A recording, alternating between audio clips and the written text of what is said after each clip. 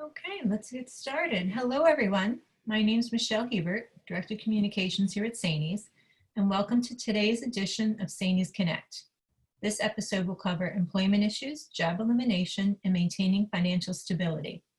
Now, before we introduce today's panelists, let's take a brief moment to hear from our sponsor, Equitable, who will also be a panelist in today's presentation. What made these places so special was never the place. It was you. And even if these places look different now, or stay quiet a little longer, as long as there are educators, there will be school, because you've dedicated your life to shaping theirs. That's why Equitable does the same for you. While you shape countless futures, let Equitable help shape yours. Okay, thank you, Equitable. Okay. Now, before we move on, I just wanted to remind viewers about the SAANYS Mentor Coach Program. SAANYS offers two great options for mentoring, one-to-one mentoring and group mentor coaching. And I urge you to visit saanys.org to learn more about that. Now, just a few housekeeping items.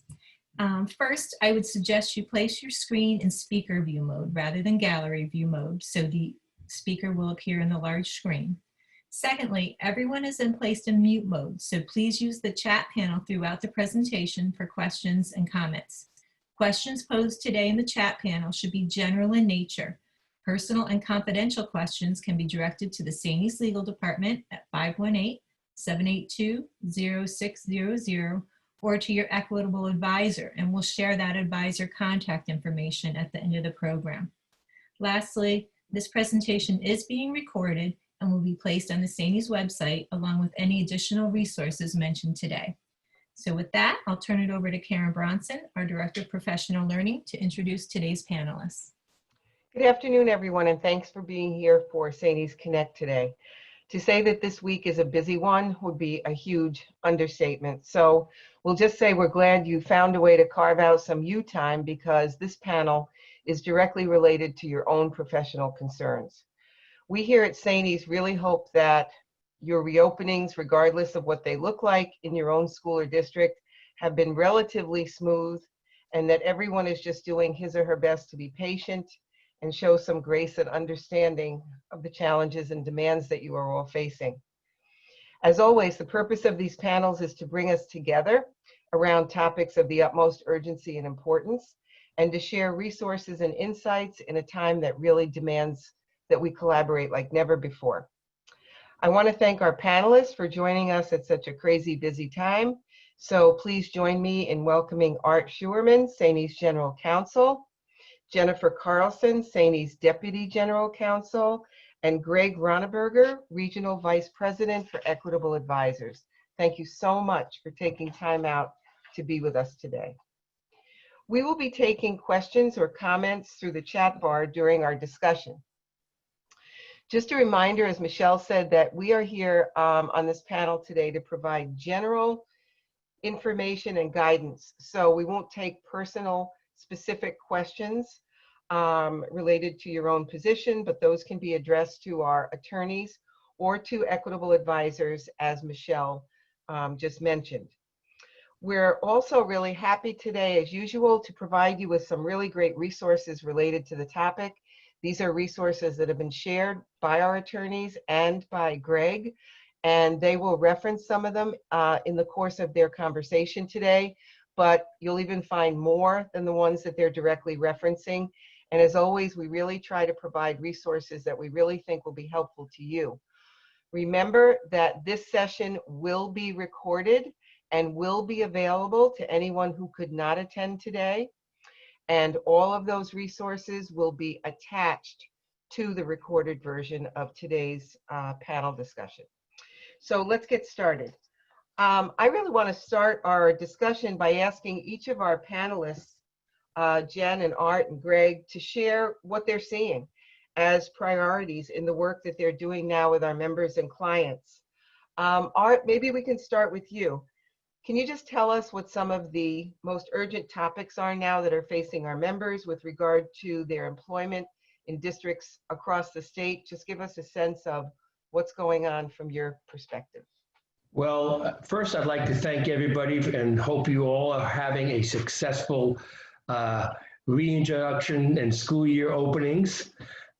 What I see is fueled by what we see out of Albany and Washington, and it's basically job security and what happens if these projected layoffs come, and how does that affect my rights? And I've seen in a lot of cases, even today, in fact, a question at 7:30 in the morning was, if I'm about to be laid off, can I retire before I get laid off so I can lock in my healthcare retirement benefit for life?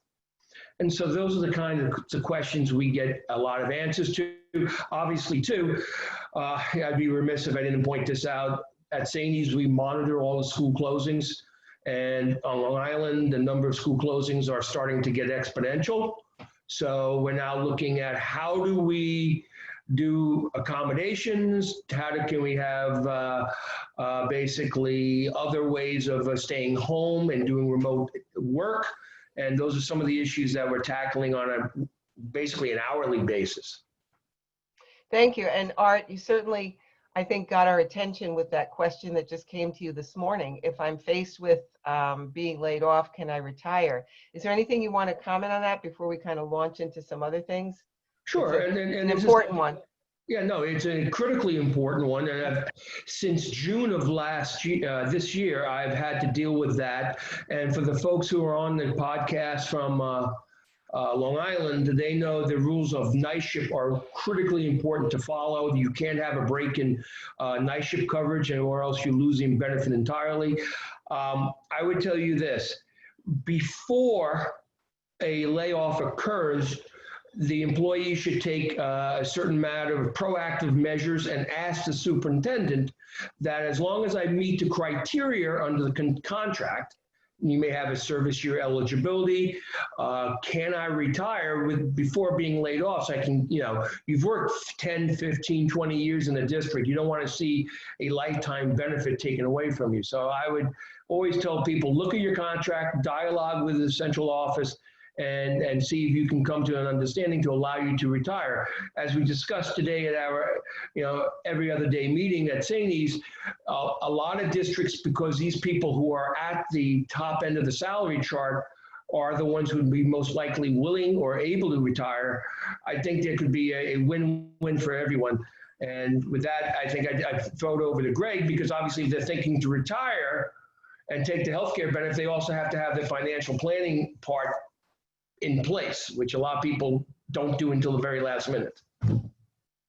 Right, and Art, that's a good point. And what I just add to that is just be ready to retire if that is the case. And I'll touch on that a little bit later. But if you're thinking that could be the case, then definitely prepare and be ready for it. Thank you. And Art brought up, the importance of proactive steps, and that's going to be kind of one of the themes and threads that we keep coming back to today. Jen, why don't you just kind of share from your perspective some of the kinds of questions you're getting, the kinds of issues that are coming to you most consistently now, and what kind of guidance are our members finding most helpful? What's being helpful or even reassuring? Right now, as Art had mentioned, a lot of what we're facing is potential knee-jerk reactions from school districts and BOCES relating to the threat of reduced funding. There are many districts who, as early as the summer or right now, heard the threat and are making cuts to people's positions now. So a lot of what we are hearing from people is twofold. One, it's the folks who are being let go. They want to know what their rights are, what their protections are, what options do they have? Because I will tell you, there are almost a play on what Art was saying with retirement. There are a number of people who either are being cut or being told that they will be cut, who are trying to essentially make a deal with their employers. If I waive my rights to the preferred eligibility list, which Art and I will discuss in detail, at another point, will the district provide me with additional compensation to tide me over? And, you know, sometimes depending on whether or not the district intends to refill that position later on, they may or may not be willing to do that, because then they can fill the position at a later date and time with someone who is going to come in at a lower starting salary than what the person who laid off is currently at. Another thing that we're seeing, though, is a lot of questions from bargaining units saying either, you know, we know cuts are coming or a cut has come. What do we do in terms of protecting our, you know, units' exclusive bargaining, you know, unit work?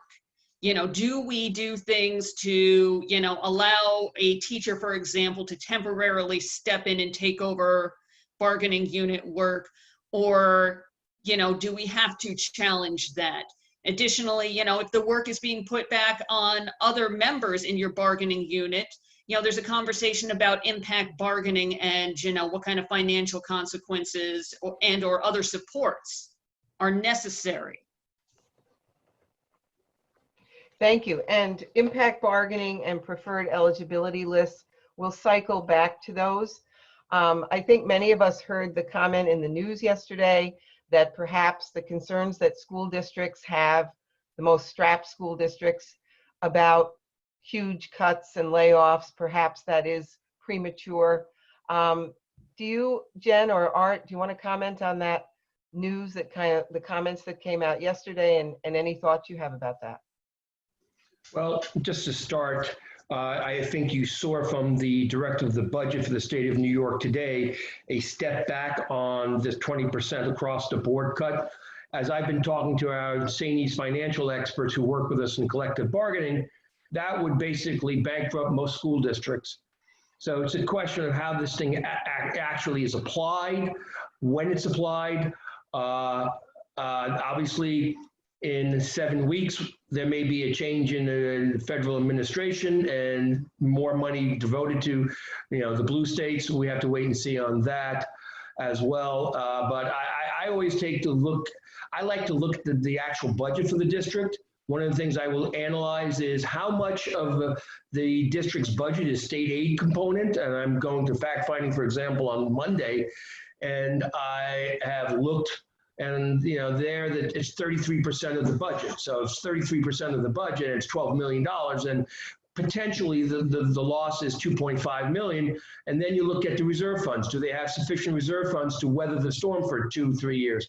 And a lot of districts, in the district I'm working with, they have enough funds to weather 5 years at 20% cuts. So they're not really going to be economically harmed, but that's one level. The next question is the politics involved. And that you have to, you got to look at the board and what's the board direction, what's the superintendent's direction. And I think one thing I would point here, and I've seen this on Long Island this year already, is they eliminated a position, right? And they says for budgetary cuts, then they hired 3 people in the same type of position. Obviously, it wasn't for budgetary cuts. So that case is getting litigated on a bad faith abolition. So there's a lot of things that go into the mix when you're looking at this situation. Absolutely. And, you know, we all know that the issue of inequity, since this all began last March, one of the biggest topics has been how these events have really ripped the Band-Aid off inequities that have existed for a very long time. And I think now what we're seeing in terms of, as Art mentioned, the differences between school districts that are well-funded and school districts that are not is, you know, it couldn't be any more blatant or clear, you know, in terms of some of those equity questions that have been exposed. I'm happy, Cindy, that you are with us today kind of as a listener, but feel free at any time to share your perspective. I know that sometimes we cycle back to things that are happening at the state level. And as always, we would love to hear any perspective you'd like to share. Thanks, Karen. And I did just add one to the chat session. So I know you have a lot to cover today. Okay, thank you. So Greg, let's get back to you for a minute. So both Jen and Art have been in contact with school leaders who feel they're in danger of their position being eliminated. And let's say they are not close to retirement, where being ready for retirement is not their primary focus, at least right now. What would you recommend in terms of proactive steps that someone at any point in their career could take to maintain financial stability if they kind of get a sense of how the weather is around them and they're concerned that there may be a layoff? Sure, and certainly the word of the day is uncertainty, right? As people just don't know what's going to happen. So you try and eliminate as much uncertainty as possible. And how do you do that? Number one, I would suggest, and Michelle, if you want to pull up the expense worksheet right now, just something to take a look at is get granular on your expenses, on your monthly and annual expenses. And a budget worksheet like this, as you can see, no one likes to be put on a budget. Certainly, but it's something that would be important because you have to know, well, what do I need to cover on a monthly basis? And do I have that money in reserves? Art talked about a school district having 5 years worth of reserves. That, that's great.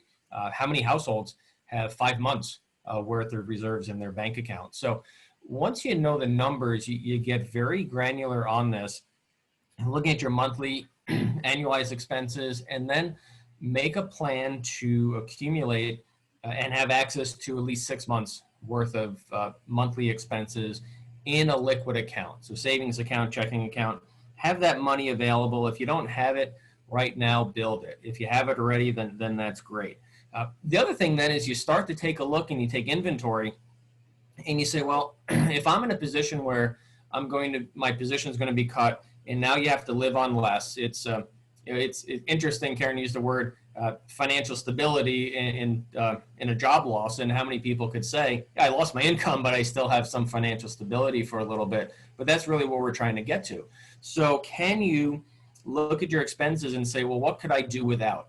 And what are the things that I know I could cut? So for example, do you need 5 different streaming services on a monthly basis, or maybe can you do with 1 or 2 for a time period?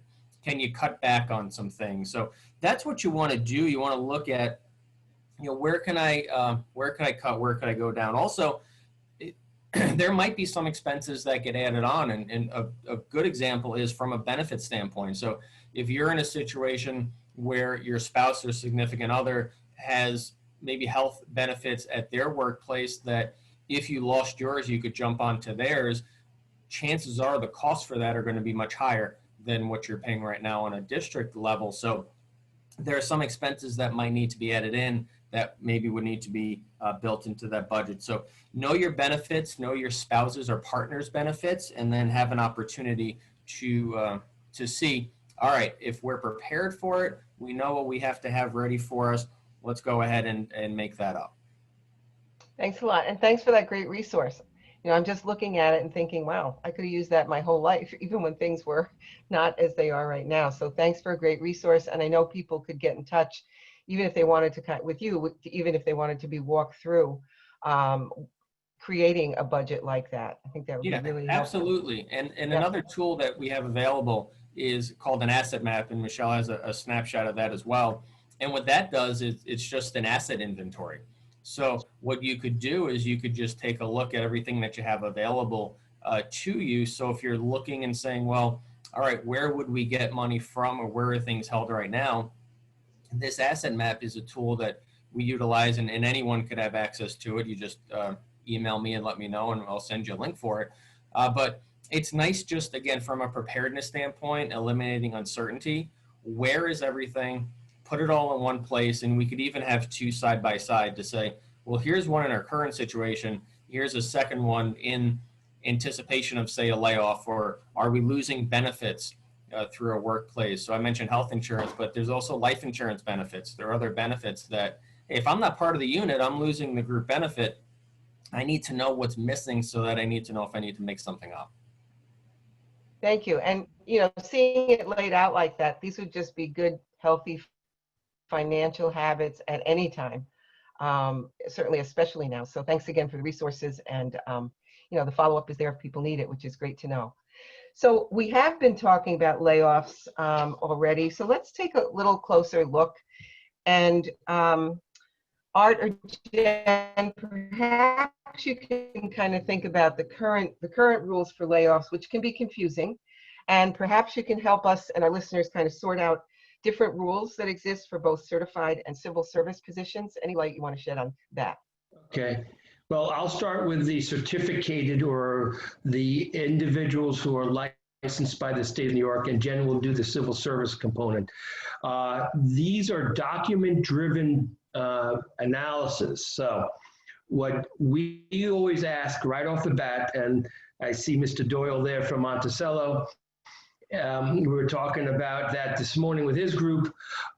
We have to look at when you were hired, not when you were tenured, when you were hired, what did the appointment letter say? What did the corresponding board resolution mean? What did the corresponding board minutes? And we look at that, and then we'll follow the chain, and we have to look at everyone. Believe it or not, if your human resources department of your school district's functioning correctly, that may be a big if, they should have everybody's information in a nice, concise, seniority-based, earliest hired, down to the lowest hired. And the LIFO, which is last in, first out, applies for certificated individuals. And then you go through the whole metric. So where do we see things going to happen? Maybe. Well, suppose there are some mid-year cuts. What positions will be cut will depend on whether you're in school and having classes every day, or you're doing remote learning. Because if you're doing remote learning, then the equation changes, and then the titles that would be most at risk, unfortunately, will be the assistant principal positions. If there's no athletics, then you may have your directives of PE, health, and athletics may be laid off. So these are the types of positions, if I'm going to have to pick, that may be vulnerable. Those would be the first ones I'd say would be vulnerable in a potential massive cut kind of situation. So again, we look at how you were appointed to your job, and we go from there. Thank you, Art. Jen? So the rules for civil service are a little different, and at SAANYS, we like to refer to our civil service leaders as essential service leaders, okay? Those folks who are the middle managers and perform these essential services to school districts that I know each and every one of you could not operate on a day-to-day basis without. Unfortunately, they are just as susceptible as your principals and assistant principals when it comes to layoffs. Certain titles are absolutely going to be deemed more critical than others, depending on whether or not buildings are open. What I would say from the very beginning is that when we talk about layoffs for both civil service and certificated folks, you should always look at your contract at the outset to see whether or not there are any sort of provisions or protections that may govern in a layoff. Are there notice provisions, with a minimal set of notice that you have to be told before you are cut off? Otherwise, for both types of titles, when a position is cut, it could be effective immediately on that. When it comes to our essential service leaders, similar to what Art said, it is on a LIFO basis, last in, first out, and the cuts are going to be solely upon seniority. Now, unlike with the certificated folks where seniority could be very jumbled based upon what tenure areas are, for civil service purposes, seniority is defined as the date of original placement in a permanent appointment in the classified service and continuous service within the line since that date. Okay, continuous means that if your employment is uninterrupted for a period of 1 year or less, you're okay. But if you go to another employer or for a couple of years and then return, you don't have continuous service, you start from the beginning again. I just want to make a very important note for some people. Leaves of absences, where you're still technically a district employee, do not count as a break in service. It does diminish your seniority period of time, but it's still, for civil service purposes, is considered continuous service. So if you have to go on an FMLA or, one of the COVID leaves that are going on, and your position is cut, that time when you're on these COVID leaves or FMLAs, you are still a district employee. So for civil service purposes, you don't have to worry about, a break in service on that. Thank you. And, Jen mentioned that this can be kind of muddled, because of overlap and confusion around tenure areas, people in districts having multiple tenure areas as they proceed through their career in a district. So it's kind of a tangled piece in terms of seniority that's not always as simple as it may seem. So once again, we would really encourage you, if you do have specific questions related to your specific tenure areas, et cetera, that would be a great reason to, give Jen or Art or someone else in our office a call to help straighten some of that out. I would also remind our listeners that we are taking questions in the chat bar, so don't hesitate to put some up there, questions, thoughts, comments, examples, reactions, anything you want. So thank you, Jen and Art, for kind of helping us wade through that. Maybe we can turn our attention and shift a little bit from layoffs to leaves, COVID-related leaves in particular.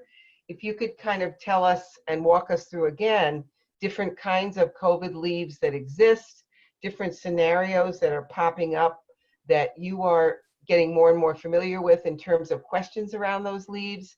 I think that's another question that a lot of our members are thinking about right now.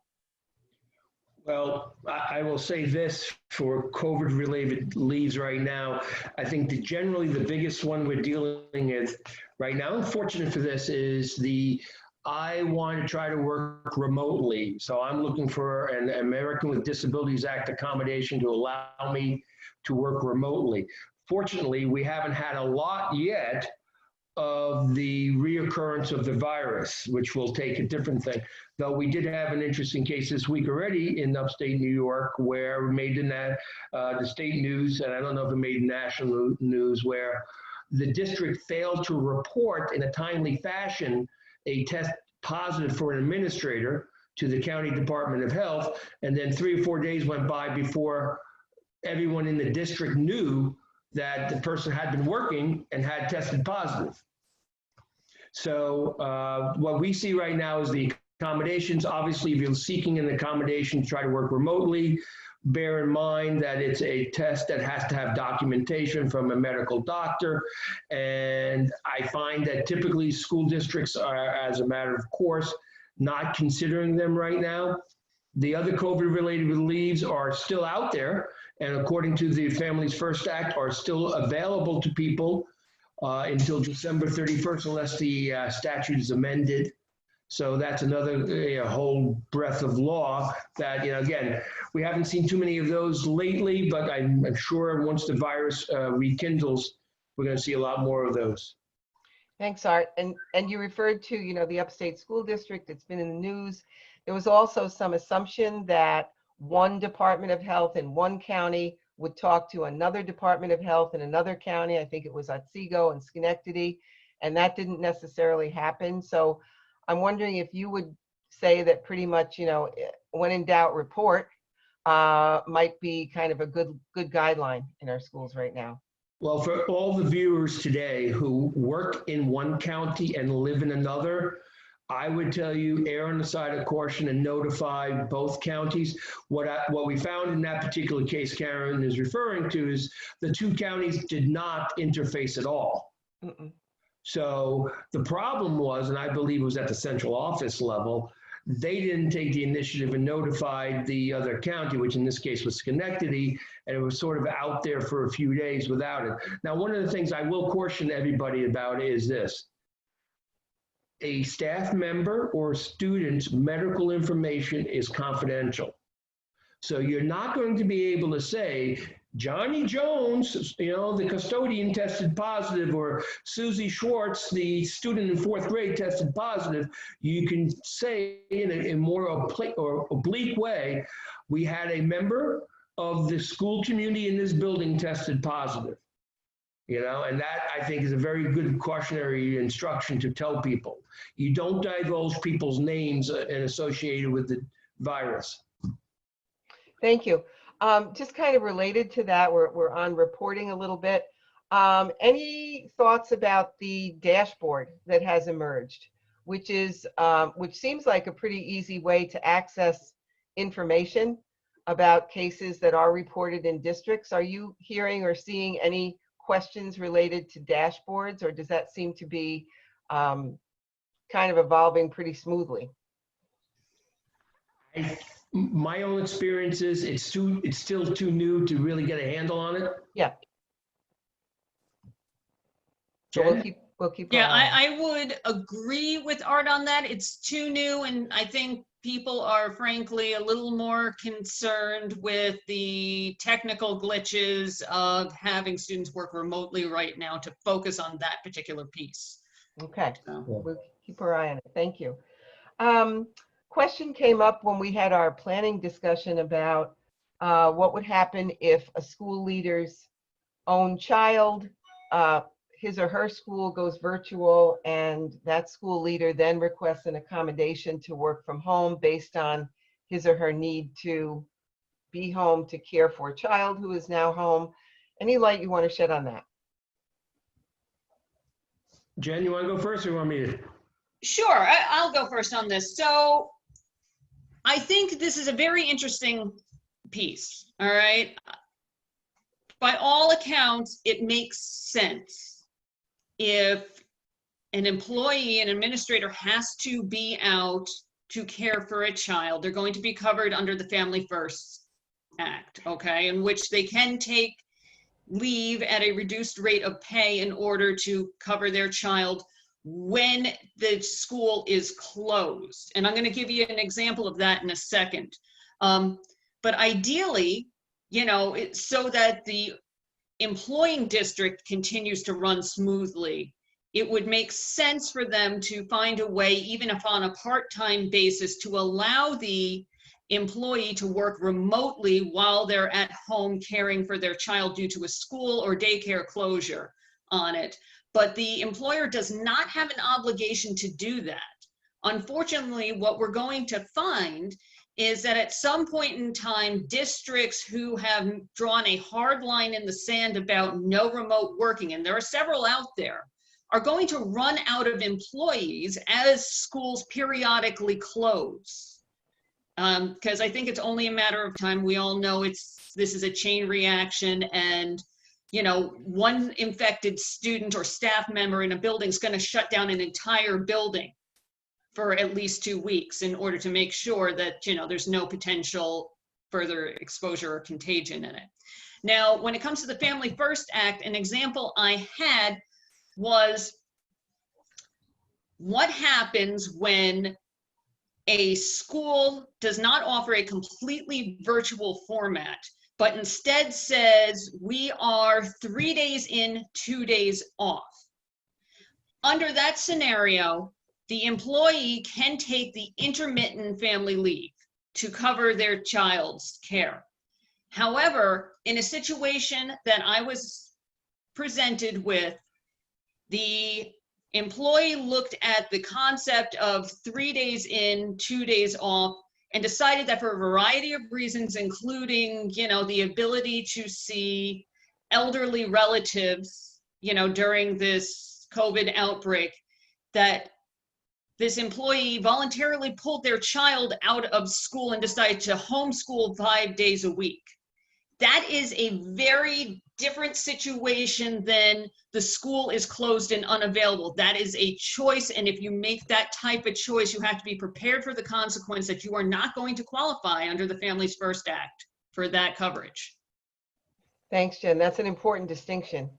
I'm going to take some questions from our chat bar. So here's one from Jason. How can we communicate internally to our nurses if we are off-site? about COVID cases, making sure we are mindful of privacy. Communicating with nurses, being mindful of privacy. Is there a conflict there, or maybe there isn't? Well, if you're off-site and somebody who's off-site tested positive or somebody on-site, I guess I'm a little confused by that. Yeah, I'm not sure. Perhaps Jason wants to shed more light on the intent of that question, but I think the heart of it was, communicating with nurses while protecting privacy. Perhaps nurses occupy, like doctors, a special place, in our school systems that enables just kind of clear communication. So anything you want to comment upon, but we really need to know a little bit more about the meaning of being off-site. Well, let me maybe parse it a little bit. In terms of if your school nurse is actively involved in the COVID, the isolation room, the treatment and all that of the kids, I would think just telling her, oh, we had this student who went home yesterday and tested positive, I think that's an appropriate thing because she's the school nurse. Do I think you send out an email saying Johnny Jones went home sick with COVID yesterday? No, you don't do that. You just, again, like I said, make an obtuse reference to a student/faculty member or staff member who went and left because of that. Now, one of the things that we're seeing too is what I call the one knockoffs. I was in the room with this student for this time, or I was in the room with this administrator for this time and they tested positive. What do I do? Call up your Department of Health. They'll tell you the quarantine. They'll probably give you the order. And go from that you'll be home at least 10 days, or if not 14 days, and they'll follow the protocols. Now, one of the questions I did pick up on too was, well, how is it that if I test positive, this is where the glitches are coming out of the reporting system? Is that it's not online, because in theory, what happened in Otsego County, I hate to refer back to it, should have been automatically notified to Schenectady County, and it wasn't. So there are glitches in the system still being worked out, and I don't know how that interrelates with the DOH state database and the overlap. But if I'm a school administrator, I alert the superintendent, we had a test, it came back positive in this building, and typically the protocol is you close the building, clean it, and then slowly bring the kids back again when it's time, which would be 14 days. Yeah. You're gonna have a lot of these restarts, I think. Yep. And this is an unprecedented time, so we're not working with a playbook here. But one of the questions I would have if I was still an active principal would be, who's making these calls? So if we draw parallels with Child Protective Services, something we've all been familiar with forever, we know the importance of notifying, right? In any kind of abuse situations, we totally understand that. Sometimes the question comes up, who is making that call, in a district? So I think that I'm not sure if principals for example, are making calls to report, or if those kinds of things are always going to central office, and then central office is the primary caller. I don't know if any protocols are being developed for that, but it might be a question that some of our building administrators have. Well, I think the building administrators who are here, all 80 some odd of you, will appreciate what I'm about to say. Seemingly with the reopening of schools, a lot of what was being told said, well, talk to your building principal. They'll tell you what to do. Yep. And it seemed to be a bit of a disconnect from a central administration point of view. Yeah, that's kind of what I was getting at. Yeah, and I think that's still a major hurdle, but I think you guys have shown some fabulous leadership in taking the helm on that. I just want to touch base with one thing, and going back to certificated members, there's two things I want to stress. One is tenure areas are seniority based. So if you have a general tenure area, like a principal tenure area, obviously it doesn't have a segregation between high school, middle school, or elementary. If it's a broader tenure area, just called principal, then obviously the most senior person is the most comfortable in terms of a reduction in workforce. Now, the other thing is everyone knows provided that you're not on the same physical campus, and you're at least, I think it's now 4/10 of a mile apart, according to the latest commissioner rules, Yeah. that every building has to have a duly certified probationary or tenured principal to run that building, unless the commissioner has given them an exemption or a waiver, as they call it. Okay, that's something else I meant to add before. Okay. Thank you. Cindy, did you want to add something to the question about reporting? Only to the extent that there was a question in the chat regarding an honor system for reporting. Yes. This is still it's not clear in all Right. cases due to a whole bunch of things. We were recently involved when that announcement first came out and hopped on a Department of Health webinar. And basically it's not just the honor system, because supposedly the way Department of Health narrated it to us on the very first day that this came out is that the county departments of health were to report, school districts were to report, and then the labs were supposed to report. And each of those, and our concern was duplication of counts. And so that became an issue during the day. And then so the governor's office held another phone call for some of our primary educational associations. And at that point, the clarity became even less clear because they were saying basically that the county of health departments were indeed supposed to provide that data on testing to the schools, as if the schools would be a quasi repository, and then the schools, so there would only be two mains in. Either way, it's checks and balances that they've set up as opposed to an honor system in their minds. Okay. Because I think, you know, we can see from the chat and in general, there are a lot of questions that are emerging and will keep emerging because it's new territory around reporting, around criteria, et cetera. So, you know, kind of the gist of one of the questions is it just an honor system, you know, that's placed on the administrator, or does the testing center notify DOH routinely? So I think a lot of that is kind of being sorted out now. I don't know if there's all that much clarity yet, but it's certainly an area of concern.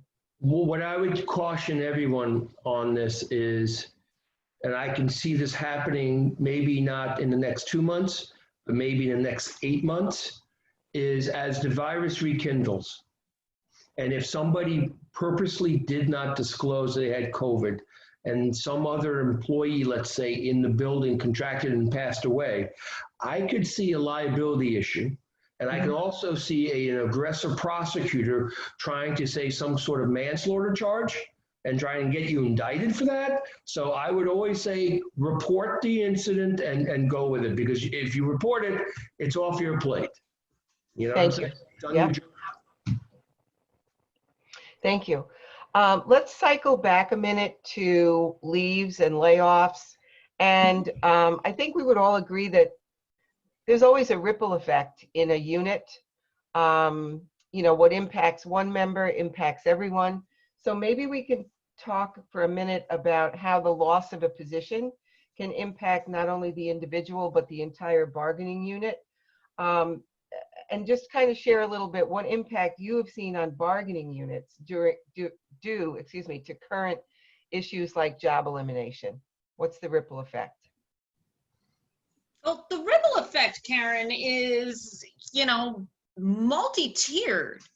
Because, you know, if a position is abolished, you know, the number one question that I have when that call comes into me is, okay, where is the work going? Okay.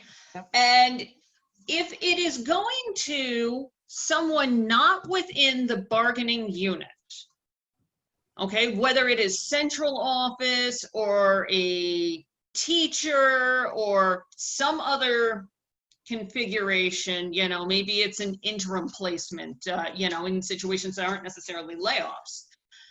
That is a transfer of exclusive bargaining unit work.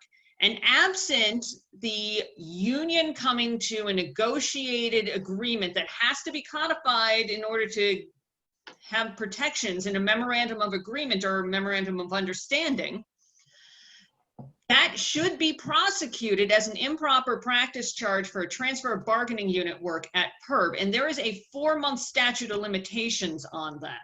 So you have some time to try to work something out, but not an awful lot of time. Okay, so that's one piece. If it goes out, if the work goes outside of the bargaining unit. But if it goes into the unit, there is, by and large, as a general rule, it would be what qualifies for what we call impact bargaining, okay? And what that is a form of negotiations that's associated with, you know, how much work is on your plate. And what we would negotiate in impact bargaining is not necessarily limited, although it's frequently monetary compensation for the additional work. But it could be other things, which is, you know, is, do you need additional secretarial support in order to accomplish these, you know, additional duties? You know, is the answer because you took on piece A from the abolished position to get rid of piece Z off of your own plate? And then where does piece Z go? Then we have to go back to our first question of, you know, does it stay in the unit or does it go out of the bargaining unit?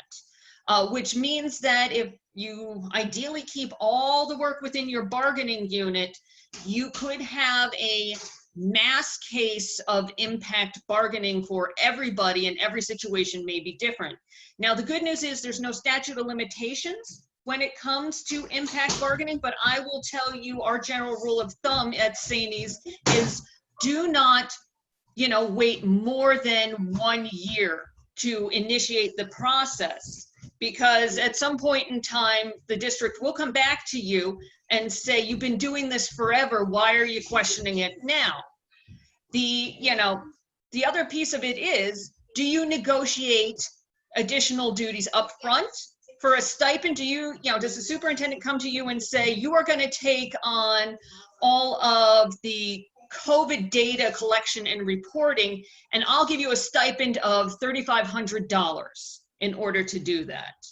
Do you do that right away, or do you say, we will take this and have the members who are doing the additional duties collect data as to how much time this is actually taking them, so we can have a quantifiable amount in order to come up with a reasonable sum of money? So this is things that, you know, we need to consider.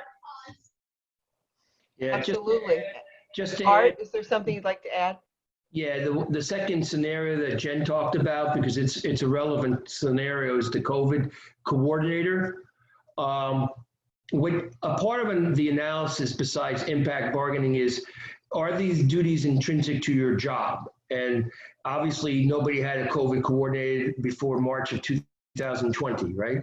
So that could be a workload IP. Also, if that job requires you now to spend 2 hours a day looking at all the kids' parents' questionnaires every day, looking at all the online, if you're fortunate enough to have online employee fill out forms every day, somebody's got to do that. And if that takes 2 more hours out of your day, and now your day becomes from a 10-hour day to a 12-hour day, now they've unilaterally increased your work day and hence work week, which without bargaining becomes a violation of the Taylor law itself as well. So those are other things you have to consider. One of the things I always look at, and I always tell people this, whenever I have a situation that could result in a workload IP or a impact bargaining, ask the person who left to go and write down, looking at his job description, what he did, what days and hours every day he did it, so that we can then see an actual quantitative way of looking at the work that person did. Because I don't think anybody in this chat will agree. People are working, and the district didn't, or the BOCES didn't really need that job, but you're working. They're just paying you $80,000, $90,000. Everybody has a job that requires work. So when you remove one of those people from the equation, that works. You're not telling me that work goes away. People are doing it, and you just got to identify who, how much of it, and then go from there. Thank you. Those are some good guidelines.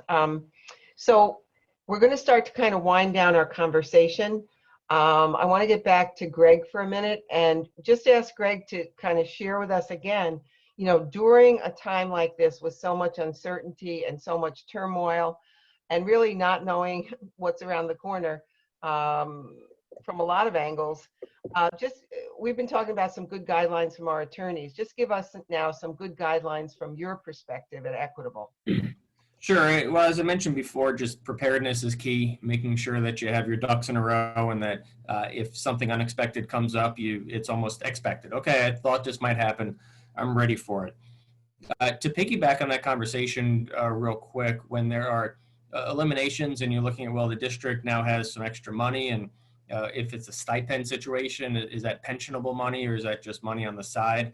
I think that's important from a planning standpoint. Also, I always encourage units to get as many fringe benefits or ancillary benefits into their contracts as they can. For example, something like a 403B contribution or reimbursement for a life insurance policy, because then if you go in and the district all of a sudden says, well, okay, we can't give you each $10,000 more in salary because that's just bad optics from a district standpoint. We can't do that. But if you already have benefits in place, you could say, well, how about we increase this benefit, increase that benefit? So bump up the 403B contribution from $500 to $1,500. Bump up the insurance reimbursement up by $500 or $1,000 a year. And a lot of times those things just don't get seen in the public eye, but it's always easier to increase an existing benefit than it is to add in a benefit. So I think that's something that, sure, it's a tertiary concern to what we're talking about right here, but just on a now and go forward basis, the more we could do to put those plans in our contracts, the better off we're positioned to ask for more a little bit later if we need to. And I'll just say one other thing here, and it's a little off topic. I apologize, and I could already anticipate the collective groan whenever I mention life insurance benefits out there across the state. But right now, if you talk about uncertainty, there's a lot of uncertainty with the long-term impact of this virus and people's health down the road. Right now, we haven't seen a lot of it. Our company hasn't done this yet, but we could see COVID exclusions on life insurance policies down the road. We could see negative underwriting on life insurance policies if someone had the COVID virus, even though it could be 10 years from now and you could be healthy. We don't know what the numbers are going to say down the road. So if anyone was thinking about it or has said, hey, I need to do this, we're seeing a lot of people are asking us just because now it's on people's minds. Well, what if I do get this virus and what if I pass away? Sure, it may be a small percentage, but it's out there. If you've been thinking about it or you haven't thought about it, if the time to take action on it is right now, before companies start putting these exclusions in, because once you have it, they can take it from you. And that's what we want to do, is we want to get it in your hands right now so that down the road, you're protected and it cannot be taken from you. Thank you. I think, two words that really have emerged during this conversation are planning and preparedness from every perspective. So those are kind of some of the big ideas that we'll take from this. Before we wrap up, I'm just going to cycle back to Jen and Art. Any final thoughts you want to share? Even something really good that you saw happen this week, kind of unexpectedly to some of our members. Anything you want to pitch in before we start to wrap? Jen, you want to go first? Yeah, listen, real quick, going with taking proactive steps and, preparing for the future. Unfortunately, a lot of places, they already have their contracts and, these cuts, if they happen, are going to happen before you can negotiate a new contract. But what I would say is, in the theme of better late than never, think about trying to negotiate layoff protections for the future. Can you try to negotiate in a minimal notice period so if a position gets cut, your member has time to prepare and plan for it? Can you negotiate in a consultation where, any sort of restructuring and layoffs will be, discussed and planned with the unit's input at the time that it's, that these thoughts are being tossed around? Another thing is, what are the rights under your contracts to payouts when your position is cut? Okay, a lot of places, they don't have anything, so you get paid out for your accrued unused vacation when your position is abolished and you go on the preferred eligibility list. But your other benefits, like your sick time, freezes, so it's back there for you when you get recalled. There are places that have in their contract that you can get paid out for your sick time when you separate from service for any reason. That's a dual-edged sword. I can give you an example that I encountered just this summer. A school district had cut a number of assistant principals for budgetary reasons, that weren't even related to the threatened reduction in aid. And under the contract, it says when you separate from service, you get paid at the tremendous rate of $15 per day for every sick day you have accumulated. Well, at this bountiful sum, someone got paid out for approximately, 30 accumulated sick days, and then 2 weeks later got recalled. And now we're living in a COVID world, and the person has no accumulated sick bank. So be careful when you try to negotiate something like that. And another piece that you may want to try to negotiate is whether or not your employees, should they get laid off, can they have rights to another open position for which they're qualified in the district? I know some larger units have something where if your administrative position is cut and there is an opening in your certification area as a teacher, you can go into the teaching ranks. And while it's certainly a cut in pay, it's better than nothing. So. Thank you. Thanks, Jen. Thank you, Greg. Thank you, Jen. We're going to give Art the last word, but after he has it, don't leave yet, because I want to tell you about two great things coming up that you won't want to miss. Art. All right, I want to give you some illustrations to what Jen just said, because I think it's very important. I had a group in Chautauqua County who somebody left the district. So instead of paying them a contractual amount to take the interim position, they agreed to waive that a stipend, if you will, and agreed to do the extra work spread out among the rest of the members in exchange for an anti-layoff clause. Now, in another part of the state, the complete opposite part of the state, they wanted to take a tenured administrator, principal, and move them into a position. I told them I wouldn't take that position, even if they granted you tenure, without an anti-abolishment, accessing, or layoff provision in my agreement to move into the new position. When they said they didn't want to do that, I said they could just simply fire you. One thing I will tell you to look forward to, if we see financial Armageddon occur here in New York, you will see, and I will touch, and Cindy Gallagher is monitoring this very carefully, a retirement incentive first.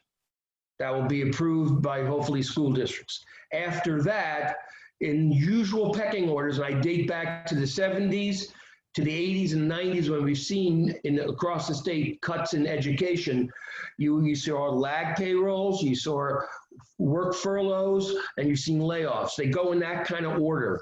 But I think the most important thing is if you're getting even an inclination that your district is contemplating some of these draconian measures, call us. We'll go over your contract and all the sources of rights that you have. And so you'll be prepared to at least dialogue with them before they happen. Thanks a lot. And thanks again, Greg and Jen and Art. I think, all of us as school leaders are really fortunate that people like Greg and Art and Jen and everyone at SAANYS, we're really here for you every single day. So if anything comes up in any area that you want more clarification about or some support with, please don't hesitate. Please pick up the phone and call us, and we'll make sure it goes to the right person, and we'll get you whatever help you need. So thank you so much once again. Before we conclude, I just want to tell you about two things coming up. Our next SAANYS Connect panel, number 12, is going to be on Thursday, October 1st, 4 p.m. Note that we've changed the start time to 4 p.m. now that the school year's in session. Our focus will be on improving remote learning. Okay, remote learning, I think we all agree, is where most of our learning has to be this year. And this panel is going to be a really special one. It's going to feature Eric Scheninger, who I'm going to say is a guru of digital leadership and remote learning, known nationally now. former principal, somebody we work with closely through International Center for Leadership in Education. He's going to be on our panel. Our good friend and partner, Amy Del Corvo, who is the CEO and Executive Director of NYSCATE, is going to be on that October 1st panel. And RJ Richard Delisle, one of our active members, who's the Technology Director in Baldwinsville, also SAANYS 2020 Digital Leader Award winner. He will be with us on October 1st, as will Lori Guillen, who is a trainer for NYSCATE and also the Director of Model Schools for Wish We BOCES. And boy, oh boy, do they have a lot of good things to share. I've had conversations with them about this panel, and I'm kind of wishing already it was about 3 hours long, but it can't be, but it's going to be really good. That's October 1st at 4 p.m. Second thing, Michelle, if you could put up the flyer for a series that we are doing. We're very excited about this. This is, once again, something I would consider just what we named it, the most essential PD for the 2021 school year. That is Eric Scheninger, who you will meet on our October 1st SAANYS Connect panel, but he then will be doing a 9-part series for us, and the time is manageable. This is 1 hour from 4 to 5 once a month, each time on a different topic around how you as a school leader can improve remote learning in your school or district. And this is not going to be some canned webinar. This is Eric interacting with you. We know that all districts are in different places, so you will have plenty of time to interact around the topics that are really right up in your face right now. And we are very much looking forward to that series with Eric Scheninger. You can register now. Once again, we think that's going to be very exciting, and you can meet Eric actually on the October 1st SAANYS Connect panel. So that is a sample of just some of the good things that are coming up. And once again, as we sign off today, we really hope that you found this hour to be beneficial. We hope you found it to be helpful and perhaps even encouraging. And please encourage your colleagues who are not able to be here today. Look on our SAANYS website. It's recorded. It'll be there along with some of the great resources that have been shared. So thank you everyone for being here. I think someone had a comment. Yeah, Karen, it's Michelle. I just also wanted to share that on the SAANYS website, should you need to contact your equitable advisor to talk about some of the things Greg was talking about with us today, you can find those at saanys.org, or you can call the office and we'll direct you in the right direction. But if you go to resources, you'll see all the equitable advisor information there, as well, of course, contact information for the SAANYS legal department. Thank you so much. And we don't see much of Michelle, but she makes us all come together. So thank you, Michelle. And she'll be getting all the other resources up there for you to view as well. Okay, so once again, thank you, everybody. Have a good night with your families, and just keep connecting with us. Thank you.